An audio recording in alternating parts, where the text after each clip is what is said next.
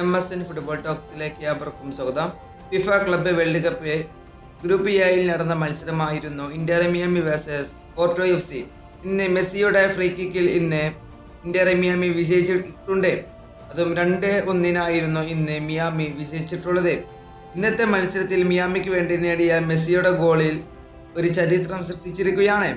എന്തെന്ന് വെച്ചാൽ Lionel Messi ചരിത്രത്തിൽ ആദ്യമായി ഗോൾ കോൺട്രിബ്യൂഷൻ കൈവരിച്ച ആദ്യത്തെ കളിക്കാരനായി മാറിയിരിക്കുകയാണ് ലിയണൽ ആൻഡ്രസ് മെസ്സി. നമുക്ക് അതിൻ്റെ ഫുൾ ഡീറ്റെയിൽസിലേക്ക് നമുക്കൊന്ന് പോയി നോക്കാം. മെസ്സി അദ്ദേഹത്തിൻ്റെ കരിയറിൽ മൊത്തം 1106 മത്സരങ്ങളാണ് കളിച്ചിട്ടുള്ളത്. അതിൽ നിന്നും ആകെ ഗോൾ കോൺട്രിബ്യൂഷൻ 1250 ആണ്. അതിൽ നിന്നുള്ള ഗോളുകൾ 866, അസിസ്റ്റുകൾ വഴി 384 അസിസ്റ്റുകളാണ് മെസ്സി കൊടുത്തിട്ടുള്ളത്. ഇതാണ് മെസ്സിയുടെ ചരിത്രത്തിലെ ആദ്യമായിട്ടുള്ള ഒരു നേട്ടം കൈവരിച്ചിട്ടുള്ളത്.